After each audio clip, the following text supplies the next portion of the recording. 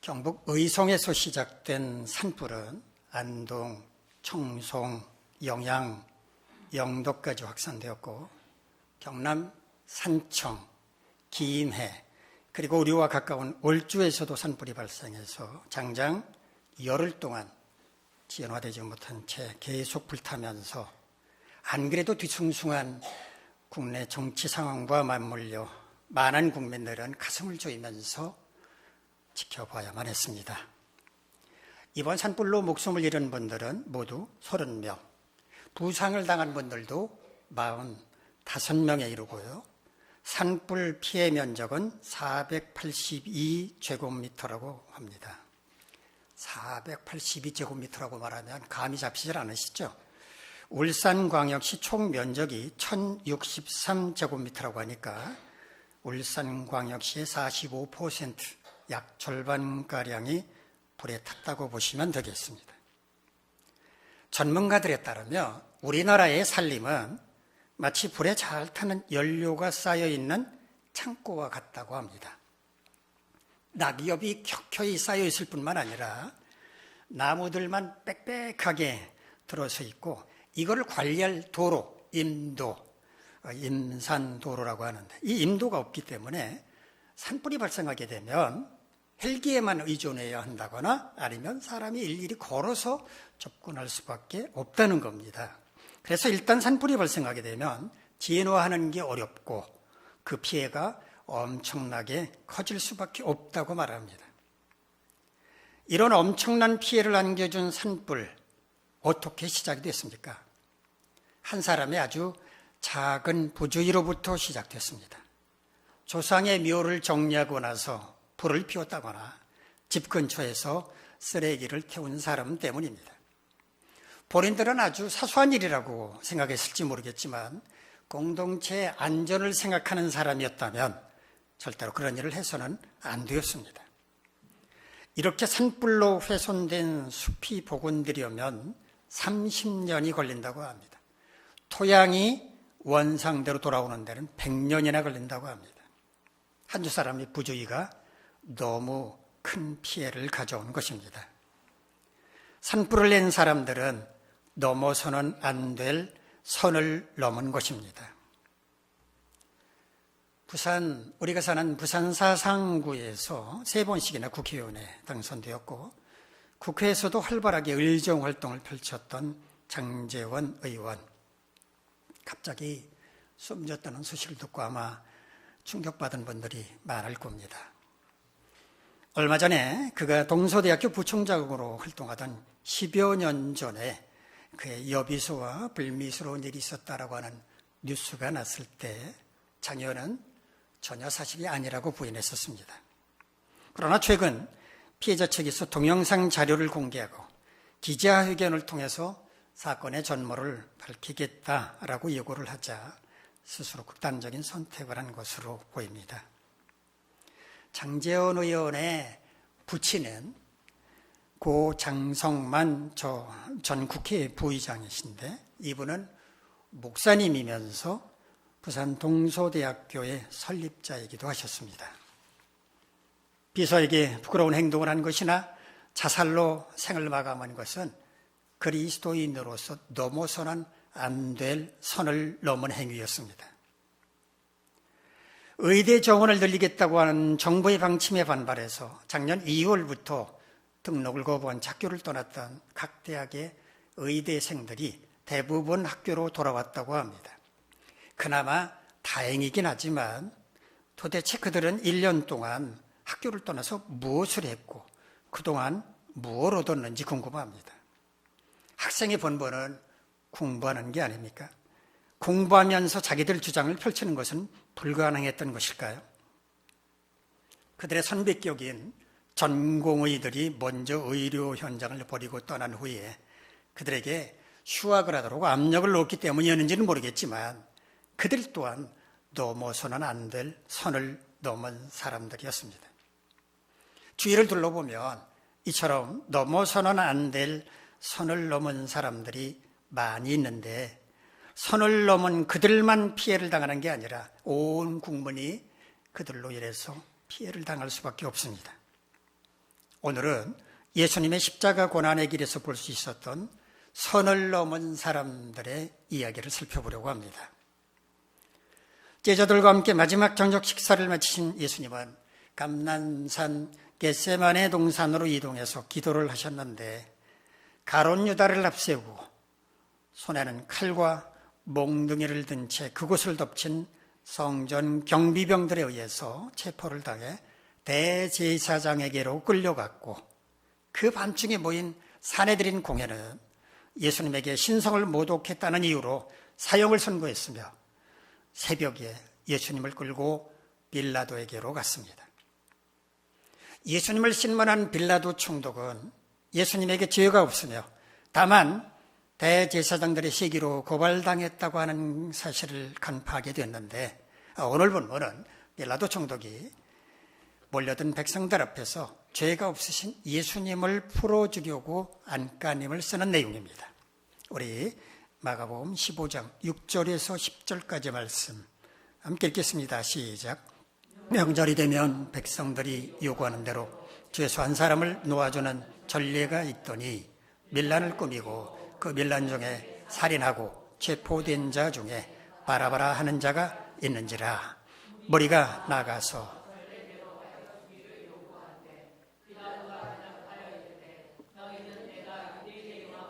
너에게 놓아주기를 원하느냐 하니 이는 그가 대제사장들이 시기로 예수를 넘겨준 줄 알미로라. 유월절 명절이 되면 죄수를 풀어주는 전례가 있었다라고 말합니다. 전례, 전부터 해오는 일하는 일처리하는 관습을 가리키는데 헬라 원문 성경을 보면 이 전례란 말은 없습니다. 해방시키다, 풀어준다라는 의미를 가진 아폴리오라고 하는 단어를 미완료 능동태 직설법 형태로 사용하고 있을 뿐입니다. 이 미완료 능동태 직설법은 과거로부터 현재까지 계속 반복되어 오고 있는 동작을 나타낼 때 사용합니다.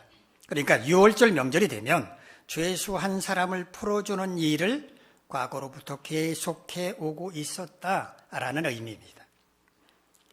우리나라에도 광복절이나 성탄절이 되면 죄를 지은 사람들을 풀어주는 제도가 있지 않습니까? 그런 제도를 이렇게 뭐라고 말합니까? 사면이라고 하죠. 사면. 사면에는 일반 사면과 특별 사면이 있는데 일반 사면은 국무회의 심의를 거쳐서 국회의 동의를 얻어야 하지만 특별 사면은 대통령의 고유 권한에 속합니다. 그런데 예수님 당시 그 당시에 이스라엘의 사면 제도는 좀 특이했는데 백성들이 사면 대상자를 추천할 수 있었다고 말합니다.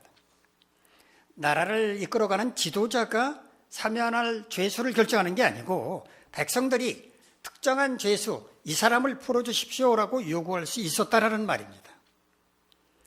그런데 유월절에 죄수 한 사람을 놓아주는 전례가 있었다라고 말하면서 밀란을 주도했고 살인까지 저지른 바라바에 관해서 얘기를 합니다. 왜 갑자기 바라바 얘기를 하는 걸까요? 백성들이 유월절에 풀어줘야 할 죄수로 바라바를 추천할 것임을 미리 암시를 하고 있는 겁니다. 8절을 보면 백성들은 죄수 한 사람을 풀어달라고 요구하면서 바라바를 언급하지는 않았습니다. 바라바를 풀어주십시오. 전례대로 이렇게 얘기를 하지 않고 그냥 전례대로 해달라고만 말했는데 자, 이거를 볼 때 저는 이미 백성들이 바라바를 풀어달라고 요구했다고 생각을 합니다. 마가가 7절에서 바라바 얘기를 꺼냈던 것은 백성들이 이미 바라바를 풀어달라고 요구했기 때문이라는 말입니다. 자, 그러면 이때 빌라도의 마음은 어땠을지 한번 생각을 해봅시다. 아마 빌라도 총독은 이 바라바라는 사람이 주도했던 밀란에 대해서 잘 알고 있을 것입니다. 어쩌면 빌라도 총독이 군대를 동원해서 그 밀란을 진압했을 수도 있습니다. 그런데 백성들이 그 밀란의 주범을 풀어달라고 요구를 하니까 빌라도 총독으로서는 달가웠겠습니까? 그놈을 풀어주면 또 밀란을 벌일지도 모르는데 빌라도 총독으로서는 내키지 않았을 게 분명합니다. 그래서 빌라도 총독은 예수님을 풀어주려고 시도를 합니다. 백성들에게 나는 총독으로서 유대인의 왕이라고 불리는 너희들이 그렇게 고발한 예수를 풀어주려고 하는데 너희들 생각은 어떠냐? 라고 물어본 겁니다. 빌라도가 예수님을 풀어주고자 한 것은 죄도 없는 그가 대제사장들의 시기 때문에 붙잡혀 왔다고 판단했기 때문이었습니다.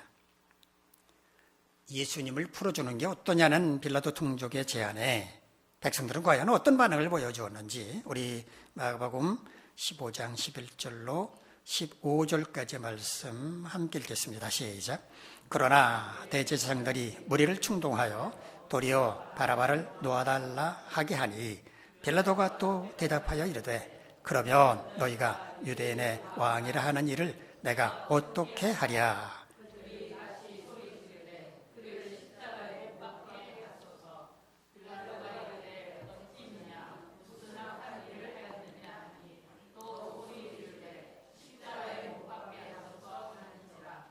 빌라도가 머리에게 만족을 주고자 하여 바라바는 놓아주고 예수는 채찍질하고 십자가에 못 박히게 넘겨주니라. 유월절 특사로 예수님을 풀어주겠다라고 하는 빌라도 총독의 제안에 백성들은 예수님이 아니라 우리가 당초 요구했던 대로 바라바를 풀어달라고 요구를 했습니다. 이런 백성들의 반응에 빌라도는 아마도 놀랐을 겁니다. 사실 빌라도는 그동안 수많은 백성들이 예수님의 뒤를 따랐다고 하는 것을 잘 알고 있었을 것입니다. 많은 사람이 그의 뒤를 따랐다면 당연히 인기도 좋았을 텐데 왜 유월절 특사로 풀어주겠다는 제안에 백성들이 반대하는 것인지 빌라도는 이해할 수가 없었을 것입니다. 빌라도는 대제사장들이 이미 백성들을 사주해서 바라바를 풀어달라고 요구하도록 했다는 사실을 까맣게 모르고 있었기 때문이었습니다. 빌라도는 다시 백성들에게 유대인의 왕이라고 하는 예수를 내가 어떻게 했으면 좋겠느냐고 물었습니다. 유월절 죄수를 풀어주는 것은 전례대로 백성의 뜻을 따라야 했지만 예수님에 대한 처분까지 백성들에게 물어볼 필요는 없었습니다. 그건 로마 제국을 대표해서 총독으로 부임한 빌라도가 얼마든지 독단으로 할 수 있는 일이었습니다. 빌라도 총독으로부터 예수님을 어떻게 처분하면 좋겠느냐는 질문을 받은 백성들은 그를 십자가에 못 박게 하라고 소리쳤습니다. 이 또한 대제사장들이 사주한 말이었습니다. 빌라도 총독은 몹시 당황했을 것입니다. 자신이 지금까지 신문한 예수는 아무 죄도 없는데 그래서 자신은 풀어주려고 한 것인데 백성들은 예수가 아니라 바라바를 석방하라고 요구를 하고 예수는 십자가에 못 박게 하라고 요구를 하니 얼마나 황당했겠습니까? 빌라도는 예수가 무슨 악한 일을 저질렀느냐고 그를 십자가에 못 박게 할 이유가 뭐냐고 말했지만 백성들은 더욱 큰 소리로 십자가에 못 박게 하라고 소리쳤습니다. 십자가에 못 박게 하라고 하는 백성들의 기세가 얼마나 등등했던지 빌라도 총독은 이러다가 폭동이라도 일어나겠구나 염려를 해서 백성들의 요구를 들어주고자 했습니다. 밀란의 주범이며 그 과정에서 살인까지 저지른 바라바는 풀어주고 아무 죄도 없는 예수님은 십자가 처형을 시키라고 하는 어처구니 없는 판결을 내리고 만 것입니다.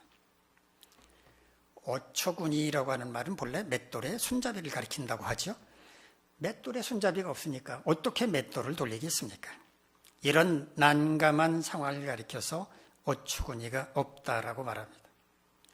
밀란에다가 살인까지 저지른 바라바는 풀어주고 아무 죄도 없으신 예수님은 십자가에 못 박으라며 빌라도 총독이 판결을 내리고 말았으니 이건 어처구니 없는 정도가 아니라 복장이 터질 일이 아닙니까? 예수님의 십자가 고난의 길에는 선을 넘은 사람들이 있었습니다. 첫 번째는 대제사장들입니다. 이들은 유대교 지도자들로 하나님을 섬기는 자들이었습니다. 하나님의 뜻을 분별하고 하나님을 두려워해야 할 그들이 하나님의 아들이신 예수님의 권유를 짓밟고 사형 판결까지 내렸습니다. 그것도 모자라서 백성들을 은밀하게 사주해서 예수님을 십자가에 못 박으라고 소리치게 만들었습니다. 두 번째, 빌라도 총독입니다. 그는 예수님에게 죄가 없다는 것을 확인하고서도 십자가 처형이라고 하는 끔찍한 판결을 내리고 말았습니다. 특히 백성들에게 만족을 주고자 그런 판결을 내림으로써 파퓰리즘의 선봉에 섰습니다. 세 번째, 백성들입니다. 이들은 예수님께서 행하셨던 놀라운 이적과 가슴을 찌르는 말씀들을 들으면서 감동했던 자들입니다.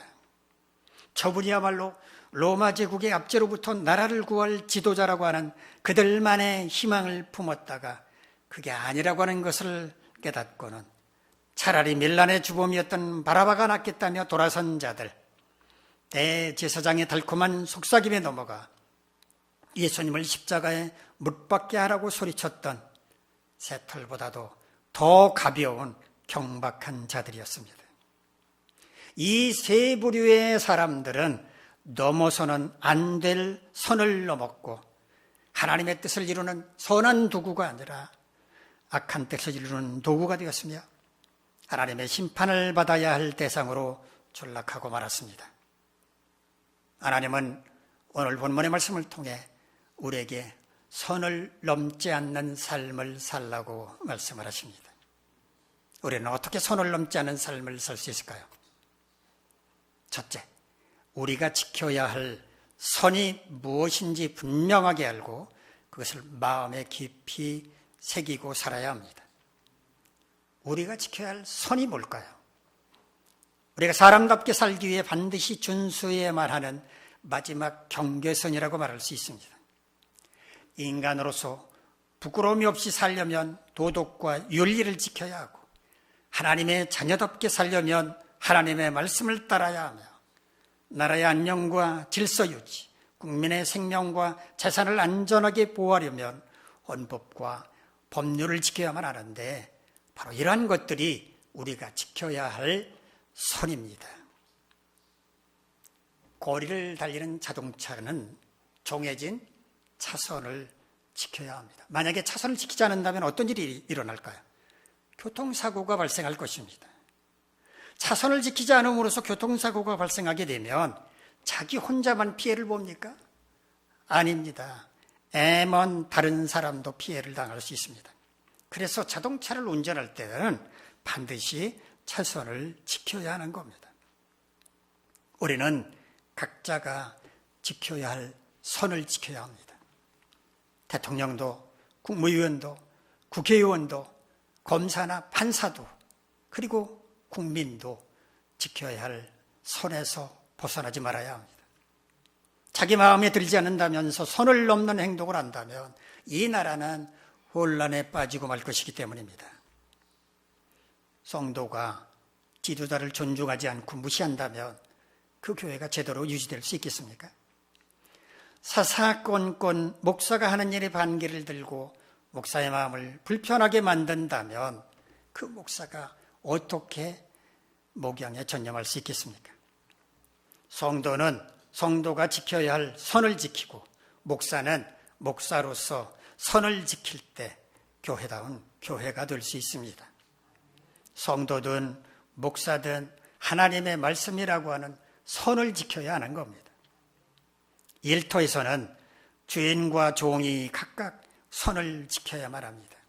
종은 주인의 권위를 인정하고 침범하지 않으며 주인은 종을 자기 자신처럼 아끼고 사랑해야 합니다. 이처럼 주인과 종이 각자 넘어서는 안 될 선을 지킬 때 그 일터는 신뢰가 바탕이 되어 일할 맛이 나는 일터가 될 것입니다. 가정도 마찬가지입니다. 가정의 구성원들이 각자 선을 지킨다면 그 가정에서는 웃음꽃이 피어나고 사랑과 행복이 넘쳐나겠지만 각자가 지켜야 할 선을 지키지 않는다면 웃음 대신 눈물이, 사랑 대신 미움이, 행복 대신 불행이 싹트고 말게 될 것입니다. 이처럼 우리는 각자 자신이 처해 있는 자리에서 지켜야 할 선이 무엇인지를 분명하게 알고 그것을 마음에 깊이 새기고 살아야 합니다. 그럴 때 우리가 속한 공동체는 바르게 유지될 수 있습니다.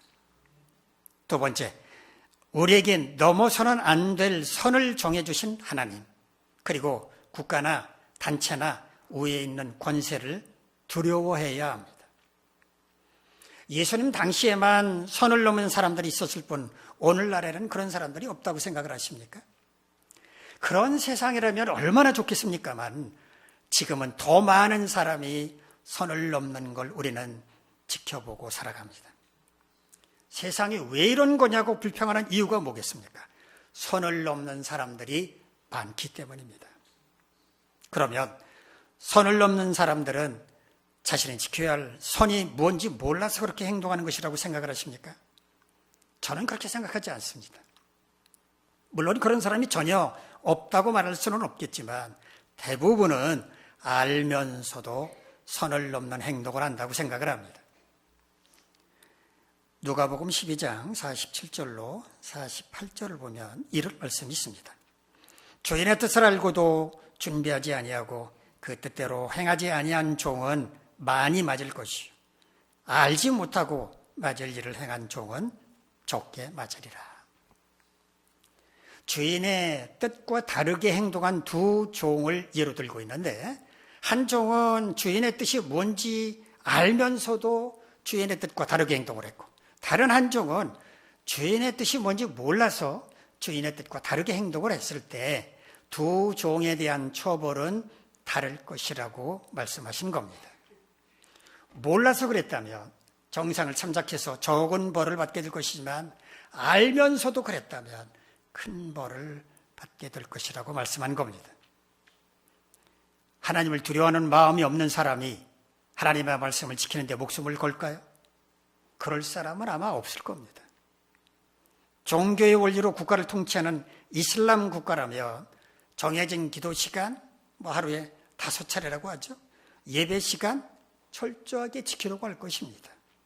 그러나 우리나라에서는 주의를 지키지 않는다고 크리스찬에 해당하겠죠.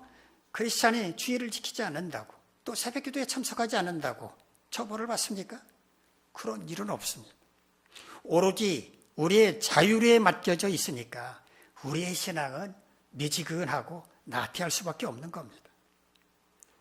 국가의 권력을 두려워하지 않는다면 법을 지키는 것에 적극적이지 않을 가능성이 큽니다. 범죄를 저지르는 대부분의 사람들은 국가 권력을 우습게 여깁니다. 우리는 하나님을 두려워해야 합니다.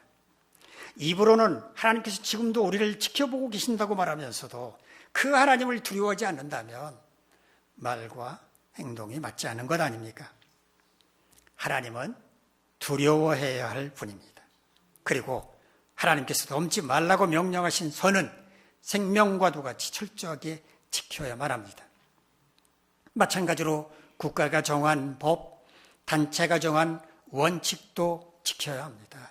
그렇지 않을 때 공동체가 무너질 수도 있기 때문이며 만일 그 선을 넘는다면 책임을 져야 하기 때문입니다. 여러분 모두 하나님을 두려워하고 국가나 단체나 위에 있는 권세를 두려워함으로써 지켜야 할 선을 잘 지키며 살아가시기를 간절히 바랍니다. 세 번째, 선을 넘지 않고 사는 게 비겁하고 용기 없는 게 아니라 그것이 진정으로 용기 있는 태도이며 그럴 때 성도답게 건강한 시민답게 살아갈 수 있다는 것을 깨달아야 합니다. 우리말에 객기란 말이 있습니다. 객적게 부리는 혈기나 용기를 가리킨다고 사전은 풀이합니다. 객적다라는 말은 그럼 뭔가? 말과 행동이 쓸데없이 실없고 싱겁다라는 뜻입니다. 객기를 부린다고 하는 것은 철이 없을 때, 상황 파악이 제대로 되지 않았을 때 하는 행동입니다. 하나님을 두려워하는 마음도 없고 하나님을 사랑하는 마음도 부족할 때 하나님의 말씀을 꼬박꼬박 지키며 살아가는 게 비겁하고도 용기 없는 것이라고 생각할 수 있습니다.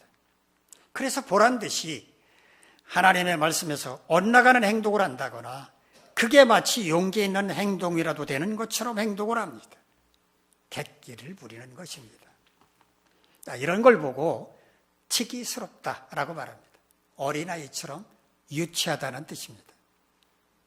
하나님의 말씀에 철저히 순종하며 사는 것, 국가가 정한 법을 철저히 준수하며 사는 것, 어느 단체나 조직이 정한 원칙을 지키며 사는 것, 이게 비겁한 것입니까? 그렇지 않습니다. 오히려 진정으로 용기 있는 행동입니다. 더 나아가서는 그렇게 살아가는 것이 하나님의 자녀답고 건강한 시민다운 것이라고 말할 수 있습니다. 뭐하러 하나님의 말씀을 꼬박꼬박 지키며 살아? 대충 지켜도 아무 상관없어. 법은 최대한 지키면 좋다는 거지. 어떻게 법대로 살겠어? 되는 대로 적당히 살아도 돼. 하나님께서 이런 사람을 기뻐하시겠습니까? 아니, 세상 사람들이 이렇게 살아가는 우리를 보고 존경할 것 같습니까? 그럴 바에는 그냥 편하게 세상 사람들처럼 살지 뭐하러 힘들게 예수를 믿습니까?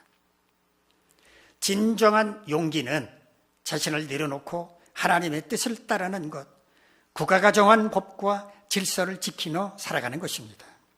그리고 그렇게 살아갈 때 성도다운 삶을 살 수 있고 건강한 시민의 한 사람으로 살아갈 수 있는 겁니다. 여러분 모두 이런 삶을 사시기를 간절히 바랍니다. 예수님께서 걸어가셨던 십자가 고난의 길에는 선을 넘은 사람들이 있었습니다. 대제사장들, 빌라도 총독, 백성들입니다. 이들은 악한 일의 도구가 되었고 그럼으로써 하나님의 심판의 대상이 되고 말았습니다. 하나님은 우리에게 선을 넘지 않는 삶을 살라고 말씀하십니다. 우리는 어떻게 선을 넘지 않는 삶을 살 수 있을까요? 첫째, 우리가 지켜야 할 선이 무엇인지 분명하게 알고 그것을 마음에 깊이 새기고 살아야 합니다. 인간으로서 떳떳하게, 하나님의 자녀로서 부끄럽지 않게, 선량한 국민으로서 바르게 살아가기 위해서 지켜야 할 도리, 하나님의 명령, 법과 원칙과 질서, 이게 바로 지켜야 할 선입니다. 두 번째, 우리에게 넘어서는 안 될 선을 정해주신 하나님, 그리고 국가나 단체나 위에 있는 권세를 두려워해야 합니다. 두려운 마음이 있을 때 선을 지킬 수 있기 때문입니다. 세 번째, 선을 넘지 않고 사는 게 비겁하고 용기 없는 게 아니라 그것이 진정으로 용기 있는 태도이며 그럴 때 성도답게 건강한 시민답게 살아갈 수 있다는 것을 깨달아야 합니다. 여러분 모두 인간답게 하나님의 자녀답게 자유민주사회를 이루는 건강한 시민답게 선을 넘지 않는 삶을 살도록 힘쓰심으로써 여러분이 속한 공동체를 든든하게 세워가시길 간절히 바랍니다. 기도하겠습니다. 자비로우신 하나님, 우리 모두 선을 넘지 않는 삶을 살게 하옵소서. 그래서 우리가 속한 공동체가 평안하여 든든히 세워가는 주역이 되게 하옵소서. 예수님의 이름으로 기도하옵나이다. 아멘. 자리에서 일어나서